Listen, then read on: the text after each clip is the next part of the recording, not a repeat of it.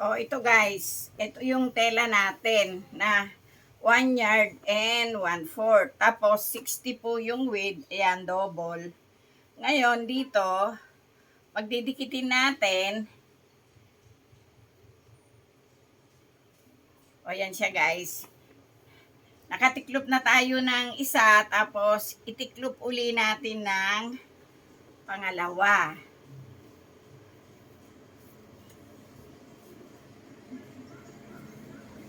O ito guys. Kailangan lang pantayin nyo. Ano na to? Isa, dalawa, tatlo, apat na piraso bale kasi nakadalawang tiklop tayo. Kaya ang width nito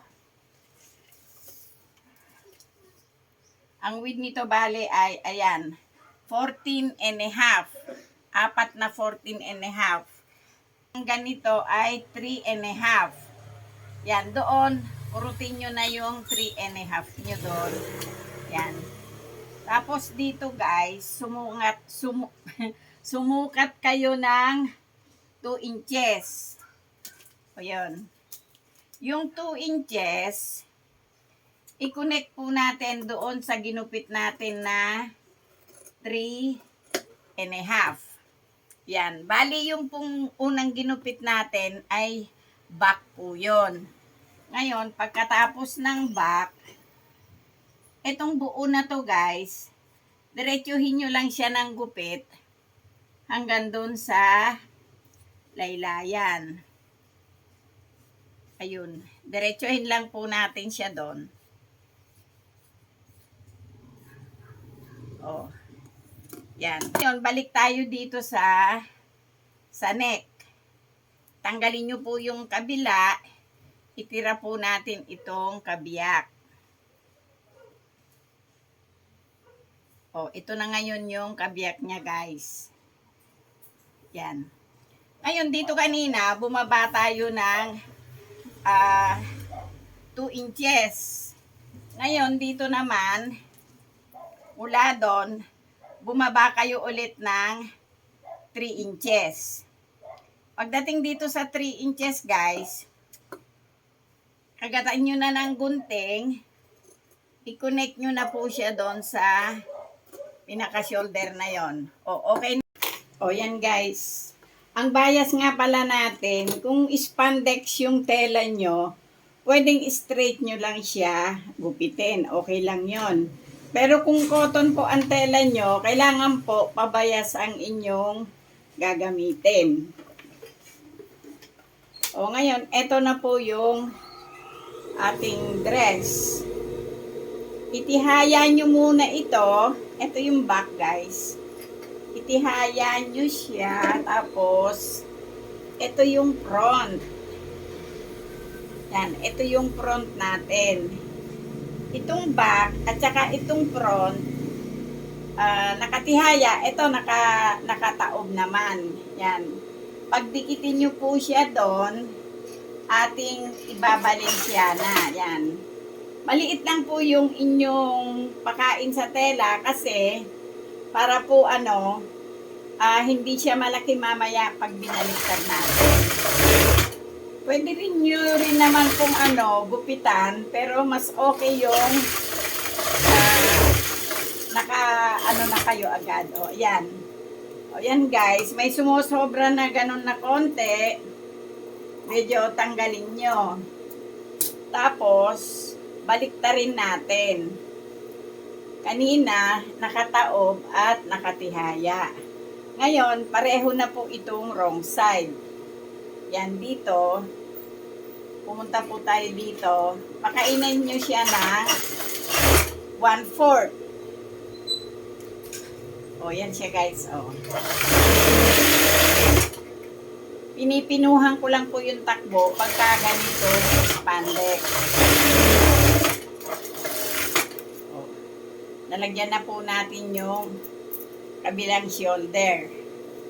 Ayan, buo na po ito. Ngayon, itihaya natin.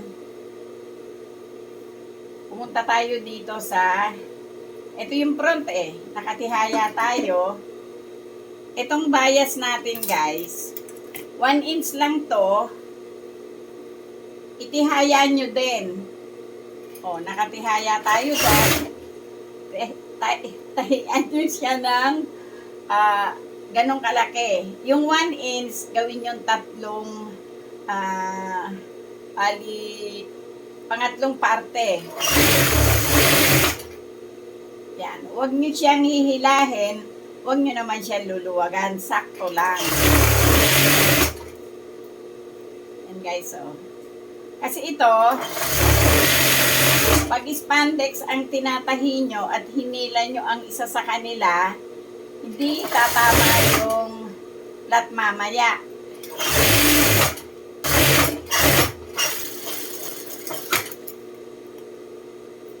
O yan.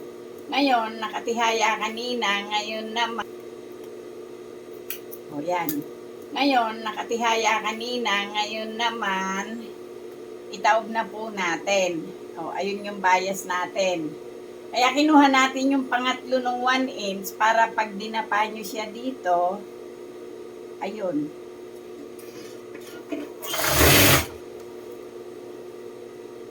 Ito lang po siya, o.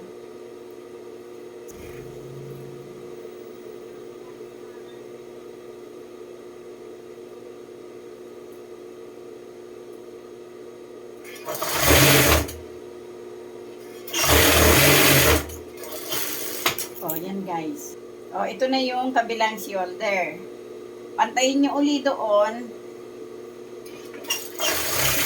Pasadahan uli ng katulad kanina. O, ito siya guys. Kanina, yung kabilang shoulder, wala pang bias. Dito, meron na.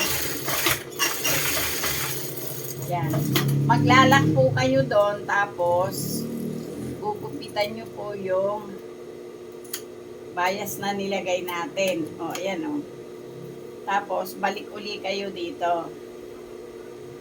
Balenciana ulit. Kung ano yung takbo nyo kanina doon sa kabila, ganun din po dito.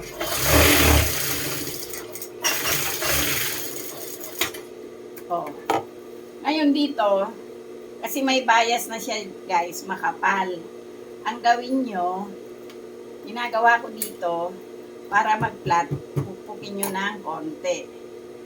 Tapos, idapa nyo dito kahit saan, pwede sa kanan, pwede sa kaliwa. Yan. Pagdating doon, tusok nyo yung karayom. O, yun. Para maganda naman po. Kasi kung nakaumbok siya na ganito, pangit tingnan. O yan, tapos na tayo sa leeg. Ito na siya. Yari na yung liig natin. Ito yung laylayan natin. O, tiklop nyo siya ng isa, dalawa. Yun lang po yun. Lakihan nyo ng konti yung karay ay distansya nung sinulin nyo.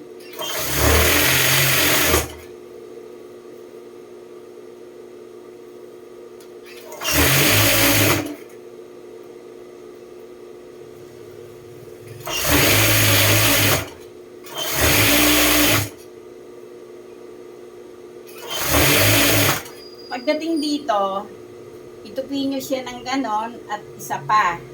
Tapos ito, yung galing doon, tupin nyo siya nung katulad uli kanina. Yan o. Lumampas kayo, bumalik kayo doon. O, yun. Ito na po tayo sa laylayan. Ito na yung pinakalaylayan niya. Dire-diretso lang po ito.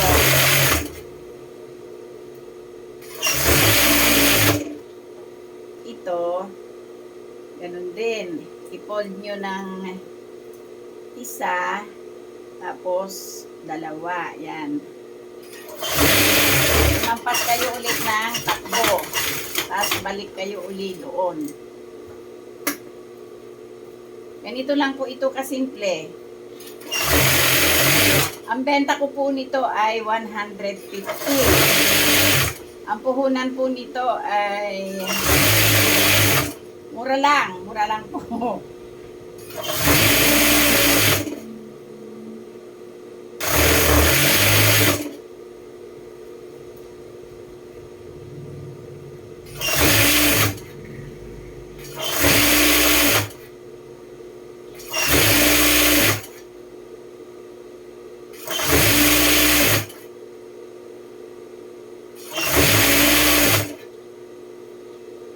O guys, nandito na naman tayo sa kanto. Ito yung kabilang laylayan. I-fold ninyo. Tapos, ito, yung dating fold niya na isa, yon ibalik nyo doon. O yan. Ganun ulit. Tusok nyo. Kasi yung pong mga bagong nananahi, nahihirapan pa rin naman sila pag ganito. Pero alalay lang po, pag sanay na po kayo magtupi, okay na po yun. Yan, dito, pagdating dito, wala na kayong hirap kasi nakafold na itong isa eh. O yan, ganun na lang. I-lock nyo. O, umeksakto po yung sinulid natin. Sumukat kayo ng 10 inches. Yun. So, sa 10 inches, maglagay kayo ng aspile para may guide kayo. Tapos guys, dito, yan. Mula dun sa 10 inches na yon, sumukat kayo ng 4 inches. Ngayon, kung baka medyo mataba naman yung tao, pwede nyo ilagay sa 3, pero ako sa 4 ako naglalagay. Ayan, dito. Tandaan nyo na lang ng daliri nyo. Yan. Itong side, pantay dapat ito. Yan. Kapantay kayo dyan. Tapos, dito, magsara kayo. O, ito, pababa itong 4. Ngayon, habang tumatakbo kayo, dapat sinusukat nyo.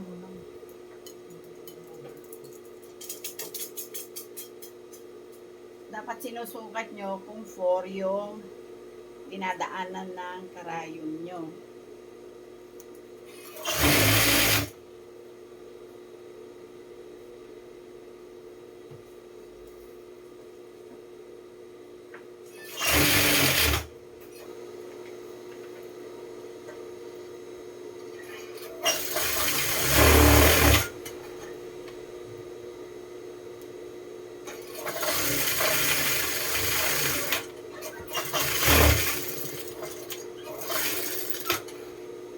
O, yan guys. Hanggang sa laylayan, yung 4 inches nyo, i-maintain nyo ng takbo. O, yan o, pantay pa rin.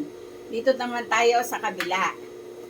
Guys, ito yung inyong 10 inches. Mula ron, ito uli yung 4 inches natin. O, yan. Ito, huwag nyong kalimutan na pantayin. Kailangan po pantay lagi itong side natin. Hindi ito nagpantay, baka may lumobo dito sa gitna.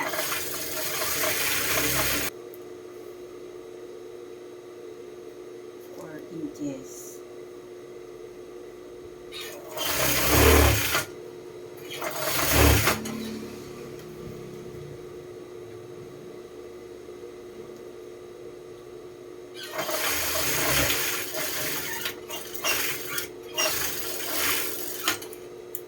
O, yan guys, tapos na. Isasabit ko mamaya sa manikin para makita nyo yung flat nung katawan nitong ano. Gagawin ko yung 3. O guys, ito na yung number 4 doon sa kaftan dress natin. Yan. O, ito siya. Ito yung kulay blue. Yan. Nung tinahi ko to, hindi ko na po pinakita sa inyo. Hahaba masyado yung video ko. Oh guys, ito yung pangalawa nating ginawa. Oh, yan oh.